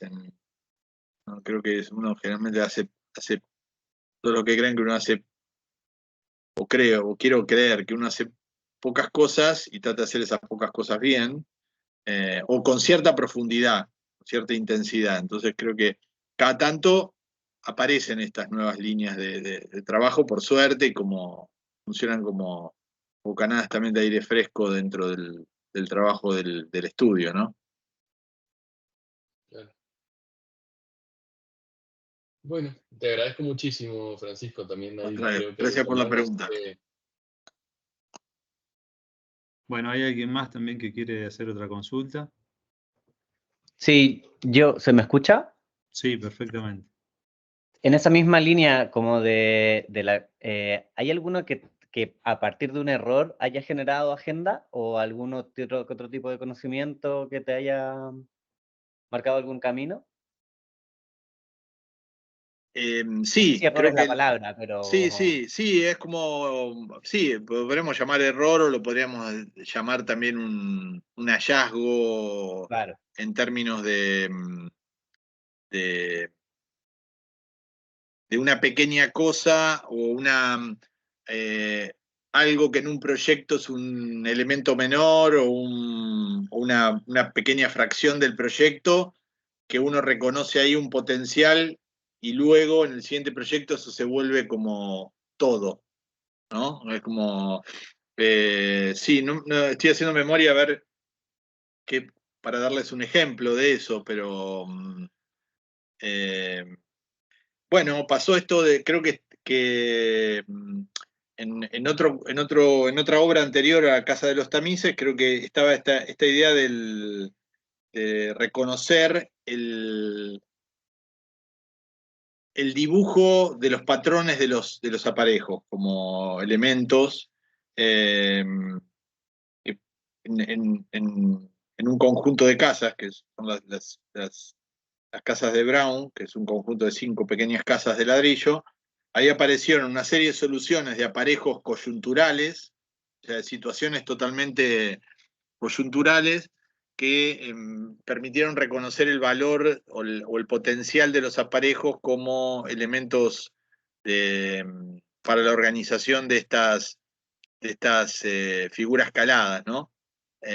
Y que, bueno, conjuntamente eso con a mí siempre me pareció interesante lo que yo le llamo cribados, pero son los muros estos de ladrillo calados que aparecían tradicionalmente en las cercas de las viviendas suburbanas, dividiendo predios vecinos, porque bueno, había la suficiente confianza para no no cerrarlos del todo, y a la vez era económico porque con menos ladrillos uno podría hacer más superficie, o esas soluciones se utilizaban muchas veces en lugares más bien periféricos de la arquitectura, como, no sé, los lavaderos de los conjuntos habitacionales que estaban cortinados por estos muros calados, o en los gallineros de los fondos de las viviendas. Es decir, siempre tenía un rol bastante periférico dentro de la organización arquitectónica, y a mí me pareció que había un giro, digamos, de contexto, que era justamente darle el lugar principal, o sea, volverlo la fachada del edificio, eso. Y creo que ahí no es tanto la innovación, sino su utilización en un nuevo contexto y de una forma mucho más sistematizada y extendida, lo que hace el aporte de innovación, ¿no? No es que esas cosas no existían, ya existían desde hace mucho tiempo, pero en todo caso no ocupaban un rol protagónico en la arquitectura y estaban organizadas como soluciones acotadas y menores dentro de la arquitectura. Entonces ahí ese cambio de contexto, esa operación de cambio de contexto es lo que les asigna una nueva significación dentro de la disciplina, ¿no? O sea, piensen que la Casa de los Tamices, por ejemplo, es una obra que tiene ya 25 años, entonces ahora uno está acostumbrado a ver ladrillos y cribas y agujeros y cosas agujereadas, pero en ese momento era una cosa bastante... recuerdo que nombraron recién a Solano, un amigo, que a mí me nombraban a Solano, me decían, ¿viste lo de Solano? Y ahí empecé a ver las cosas que hacía Solano en Paraguay, pero había poco trabajo en este rubro. Piensen ustedes sobre finales de década de los 90, la arquitectura, una arquitectura más dominada por el high-tech y por la expresión tecnológica en términos, para mí tecnología es todo, pero la acepción de tecnología en ese momento era la alta tecnología, y las envolventes metálicas y las envolventes sofisticadas. Entonces, todo el trabajo sobre estos materiales relativamente sencillos estaban bastante desplazados del centro de la disciplina. Por eso yo siempre digo que la primera obra que me publicaron creo que fue no sé cuántos años después de que estuviera hecha, que la descubrieron, pero yo más o menos siempre hacía lo mismo, no es que después empezó, digamos, dio toda la vuelta, vino la crítica a la producción de los principales centros europeos con el exceso y el derroche de recursos. Pasó la mirada, se trasladó la mirada a los países periféricos y emergentes, y se empezó a mirar la arquitectura sencilla. Bueno, Solano ganó el León de Oro, ¿entendés? Es como algo que era impensado en ese momento, que la arquitectura, digamos, de arquitectura de Sudamérica estuviera en esos lugares. Y yo creo que, bueno, son cambios temporales, pero me parece que lo más importante que creo que es lo que siempre le recomiendo a los alumnos, es seguir la búsqueda personal. Y apostar a eso, ¿no? No es fácil, y sabemos que nuestra profesión muchas veces tiene momentos duros, pero creo que es la manera de poder construir finalmente algo genuino. Y creo que ahí está el potencial y el aporte que uno puede hacer desde su lugar, ¿no? Creer en lo que hace y machacar sobre esas líneas de trabajo que uno cree que tienen un valor. Después el tiempo dirá, pero me parece que eso desde ya tiene el valor de ser fiel a uno mismo, ¿no? Que no es poco.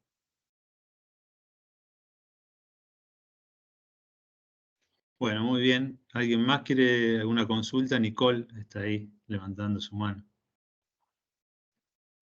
Hola, ¿qué tal? Muchas gracias, Francisco, por la charla. Una pregunta corta, porque aparte estoy medio colada acá, yo cursé el año pasado, pero me pareció muy interesante todo lo que mostrabas y me preguntaba, después de haber visto que vos definías a la tecnología como este saber sistematizado, o muchas veces podría también decirse institucionalizado, si la innovación en tu estudio crees que pasa, o sea, hay como una correlación en la que pasa primero por el proyecto en un sentido tradicional, porque veía que tenés una profusión de dibujo y un interés por el detalle en el dibujo muy grande, y eso me parece súper interesante. Y cuando mencionas el tema de los mockups o de estos modelos materiales, parecería como que le antecede a eso siempre como un pensamiento más desde el dibujo, desde el proyecto, así, digamos, tradicional si se quiere. Y me preguntaba si hay una búsqueda o una investigación material en paralelo a los proyectos que no tengan específicamente que ver con ese proyecto, o si hay una investigación material por fuera de los proyectos en sí mismos. Eso. Sí, yo creo que hay una... Tal vez eso esté instrumentado en la relación entre práctica y academia. Creo que a mí me gusta decir siempre que los estudios tienen que funcionar como talleres de arquitectura y los talleres de arquitectura tienen que funcionar como estudios. O sea, como tiene que haber como una especie de trasvaso de ciertos valores de unos a otros. La idea del taller incorpora la idea de cierta frescura en el pensamiento y de cierto atrevimiento a la investigación y a la búsqueda. Y creo que el estudio al taller de arquitectura le da todo el rigor y el rigor técnico, la seriedad de tomarse las cosas en serio también, ¿no? Digamos, como que uno puede jugar en el estudio y uno puede ser serio en el taller, ambas cosas. Yo creo que tienen que estar las dos partes. O sea, es importante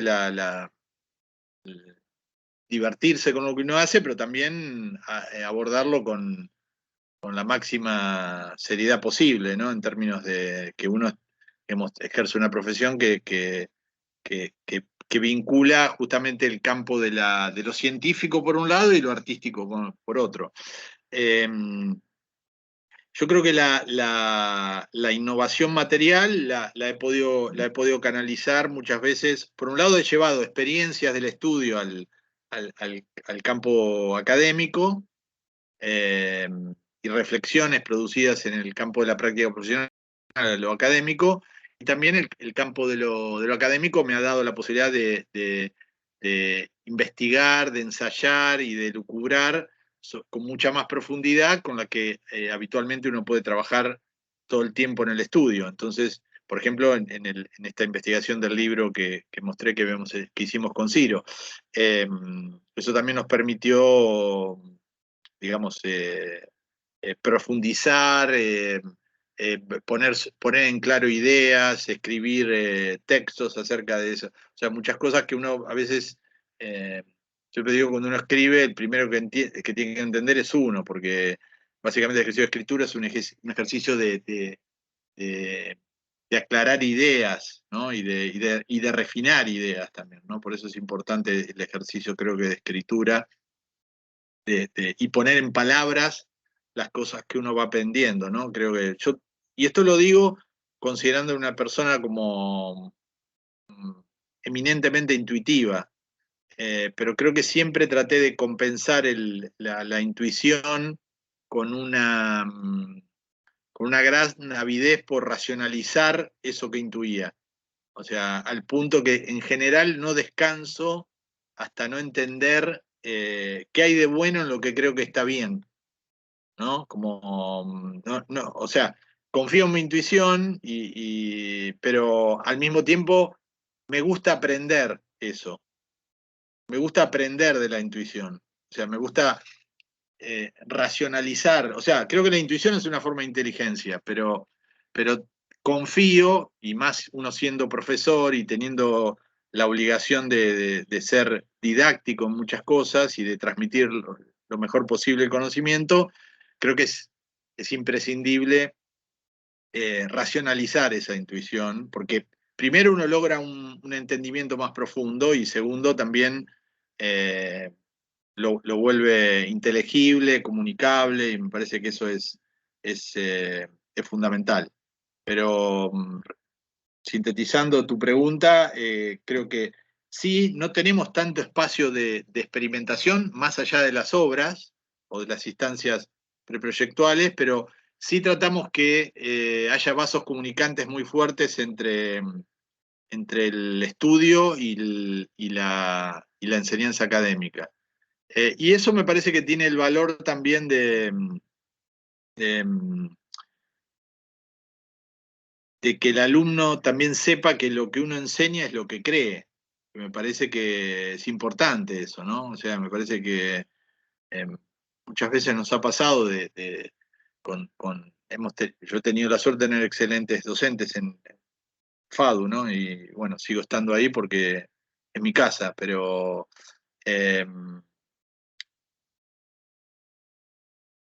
también pasaba el caso donde muchas veces algunos profesores nos enseñaban una cosa y hacían otra.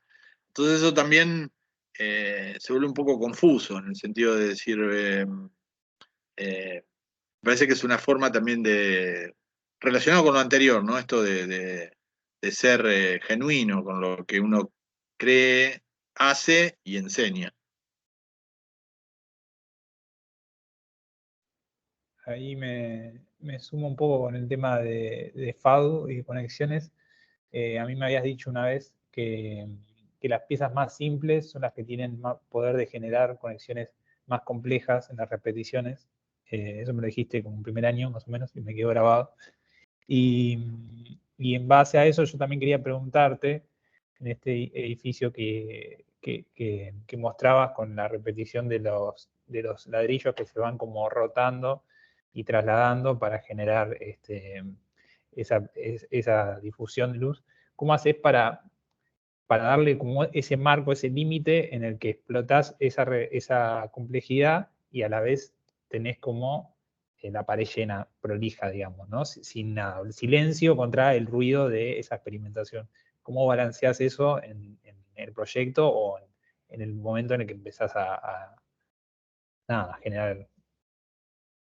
Claro. Bueno, lo relaciono lo que decís con, a mí una palabra que a veces tiene mala prensa, pero para mí es muy importante, que es la idea de síntesis. Entendida no como reduccionismo o simplificación, sino como condensación del valor de lo que uno hace, ¿no? Creo que los procesos de síntesis en el proyecto,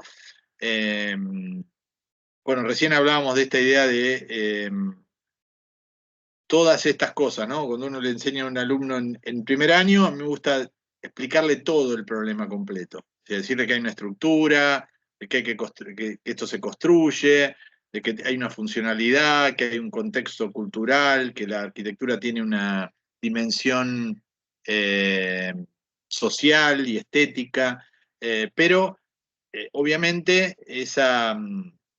como poner todas las pelotitas en el aire, ¿no? Como no hacer malabares con una pelotita primero y después con dos, sino entender que están todas las pelotitas y lo que uno va haciendo con el proceso proyectual, que es una ficción, básicamente, es decirle a alguien que no sabe proyectar que proyecte. Cada vez lo hace mejor, pero bueno, al principio esa ficción es muy ficción y cada vez es menos ficción. Incluso cuando uno se recibe, a veces es bastante ficción, y uno obviamente sigue aprendiendo. Y está ese dicho que dice: uno es arquitecto después de los 40, por algo está también, ¿no? Como es que uno necesita seguir formándose después de la facultad también. Entonces creo que uno lo va a ir haciendo cada vez con más destreza, con más sofisticación, va a tirar cada vez mejores chiches, pero es importante que sepa que existen todas esas pelotitas desde el arranque. Porque si no es bastante difícil que alguien que nunca pensó en la estructura, en determinado momento no le diga, bueno, pero hay una estructura, ¿no? Y esa estructura puede ser parte de la organización espacial y puede cargar de valor ese espacio, ¿no? Y todas esas cosas que, digamos, si no estuvieron desde el principio, es bastante difícil. Entonces, eso respecto a una didáctica, digamos, ¿no? Que entender que hay toda una serie de problemas y que con esa serie de problemas hay que producir un elemento unitario, ¿no? Que es lo más, yo diría que es el problema central de la arquitectura. Cómo hacer con un montón de cosas, un montón de temas, un montón de materiales, un montón de componentes, un montón de todo, hay que hacer una sola cosa. Eso requiere de un proceso de síntesis importante, ¿no? Y creo que en eso, ese proceso de depuración, de refinamiento, por eso lo llamo más que un proceso de condensación del valor, es decir, donde las cosas no se diluyen, sino que se intensifican en su sabor, digamos, ¿no? Es donde diría que es tal vez el proceso más complejo del arquitecto, que es el proceso y la mayor habilidad del arquitecto, diría que está ahí, en el proceso de integración y de reunión de un montón de cosas provenientes de distintos campos del conocimiento, que tienen que ecualizarse, además diría, para producir un resultado global óptimo, ¿no? Porque uno a veces dice, bueno, por eso decía esto de la forma, ¿no? Bueno, tiene muy buena forma, pero no funciona. Tiene muy buena forma, pero materialmente no es consistente. O sea, en realidad tiene que tener todo eso. Tal vez no sea 10 en nada, un muy buen proyecto, pero debe ser 850, 9 en casi todo. Entonces, eso es la idea de poder ecualizar, en esta idea de que cada cosa tenga su nivel adecuado dentro de esta orquestación que es el proyecto, ¿no? Y ahí me parece que los procesos de síntesis son determinantes. Como también me parece que ahí en los procesos de síntesis el sentido estratégico de los proyectos, ¿no? O sea, es decir, no solamente qué estoy haciendo y lo estoy haciendo bien, sino por qué es pertinente que haga esto yo en este lugar, ¿no? ¿Cuál es su sentido? ¿No? Me parece que eso normalmente, el sentido estratégico para mí es lo que guía los procesos de síntesis y termina calibrando ese balance para que, como vos decías, las cosas no desentonen, no se pase de rosca en algún punto, ¿no? Poder encontrar el nivel adecuado de las cosas. Creo que es lo más difícil el proceso de síntesis en el proyecto, pero creo que es algo que también tiene que formar parte del proceso de enseñanza proyectual, ¿no? Lo mismo que el sentido estratégico, porque me parece que muchas veces los proyectos están bien, pero no sabe por qué están bien, ¿no? ¿En qué sentido están bien? Porque eso también nos permite medir las cosas un poco más objetivamente, no simplemente en el plano interno de la lógica interna del proyecto, que el proyecto tiene que ser consistente internamente desde su lógica, pero también tiene que tener un sentido hacia afuera, ¿no? No puede funcionar autónomamente, solamente. Tiene que tener su dinámica interna autónoma, pero a la vez tiene que dialogar con ese medio. Sí, totalmente, totalmente. Gracias. Bueno, muy bien. Bueno, aprovecho y te hago una más, Francisco. Te quería llevar como a la cuestión estrictamente académica. Si bien vos tenés como mucho trabajo como en la práctica arquitectónica, digo, también tenés muchos años como docente, y también tenés como la experiencia de haber trabajado tanto en FADU como en universidades privadas y del exterior. Entonces, te quería consultar cómo ves este momento de la enseñanza académica, digo, de la transmisión del conocimiento, de la construcción del saber de la arquitectura. Vos tiraste como una punta recién cuando decías, bueno, uno tiene que enseñar lo que sabe hacer o a lo que se dedica, el trabajo de uno, pero como corriéndote un poco como desde tu lugar, digo, todo lo que venís viendo, ¿cómo ves esta manera de transmitir el conocimiento o de los tipos de conocimiento que se están transmitiendo? Digo, por ejemplo, no sé, pensá desde una construcción como más manual, analógica, como lo de Flores y Prats trabajando en Barcelona, o la inteligencia artificial, digo, como yendo como a todo este campo inmenso de posibilidades que hay para construir el conocimiento arquitectónico, si vos lo tenés construido de alguna manera como en este momento actual, o hacia dónde va, cuál sería como tu opinión o lo que nos podías dejar de este pensamiento. Sí. Pues es una pregunta grande, ¿no? Enorme, diría, pero creo que diría dos cosas de No, eso. pero quizás como algunos tópicos, digo, algo que No, sí, estés lo pensando. entiendo y digo enorme porque daría casi para una conversación entera esto, pero diría dos cosas. Lo primero, me parece que hay un cambio muy importante que es diría la fugacidad del conocimiento ahora, ¿no? O sea, digamos, en el sentido que uno tiene que enseñar a cómo lidiar con el conocimiento y a cómo relacionarse con el conocimiento, más que impartir conocimientos preestablecidos, porque, digamos, cada vez duran menos esas asunciones acerca del conocimiento y se van renovando de forma cada vez más vertiginosa, con lo cual lo primero es cómo enseñar a relacionarse con los problemas. O cómo, yo diría que una de las claves va a ser esa, cómo enseñar a lidiar con nuevos problemas, que es algo que cada vez va a ser más frecuente y en plazos de tiempo cada vez más breves.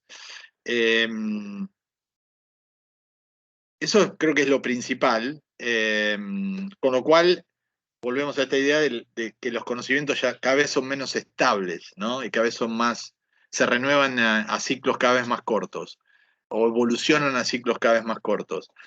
Lo segundo creo que tiene que ver, y ahora ya siendo menos general, respecto a la cultura de lo digital, podríamos decir que es la cultura contemporánea, tiene que ver y que tiene que ver, por ejemplo, con las currículas. Y digamos, nosotros tenemos teóricamente pendiente una conversación, una discusión acerca de cómo pensar la nueva currícula de la Facultad de Arquitectura, ¿no? Y en esa línea creo que lo que hace falta, o lo que, digamos, no es tanto los conocimientos específicos de cada campo, que uno podría entender que podría haber algunos déficits, pero eso estaría cubierto. Lo que creo y que me parece más importante es que faltan instancias de puesta en relación del conocimiento, ¿no?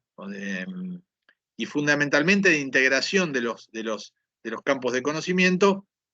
Creo que el campo de batalla natural para la integración de esta totalidad de los conocimientos que mencionaba antes es el campo del proyecto.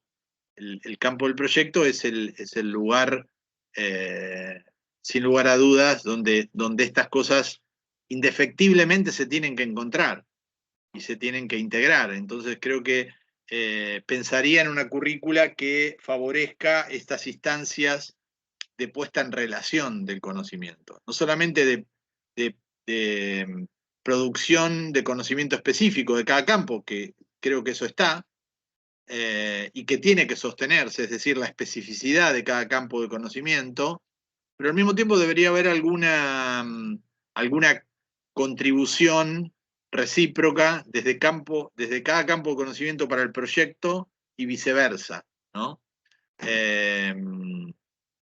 Para que efectivamente todos los campos del conocimiento que forman parte de la disciplina funcionen como vertientes que alimentan el proyecto, efectivamente, ¿no? Esto es un poco lo que hablábamos al principio de la charla, y esta idea del interés por los distintos campos del conocimiento. Yo tengo la suerte de no considerarme de ninguno en particular y de todas las áreas al mismo tiempo, porque he estado en el área técnica, he estado en el área de morfología, en el urbanismo, en el proyecto, o sea que me gusta pensar que soy un profesor de arquitectura más que un profesor o de proyecto o de un campo específico. Y en esa mirada un poco más transversal que tengo, creo que es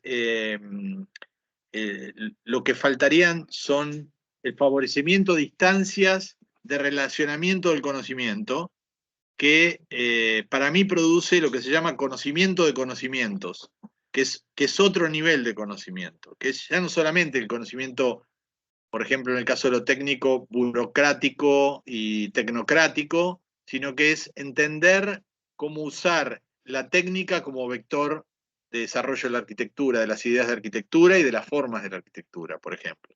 Pero así con cada campo, creo que sería interesante pensar en una currícula que favorezca esas instancias de puesta en relación de los distintos campos de conocimiento, ¿no? Para efectivamente poder producir niveles de integración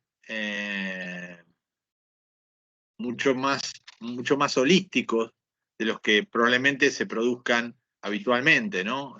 Donde los proyectos por ahí, bueno, tuve la suerte ahora de estar en los jurados de final de carrera final del año pasado, y la verdad que la producción de la facultad en general me pareció muy auspiciosa. Pero creo que sí, detecté eso y creo que tal vez los proyectos podían ser más sólidos en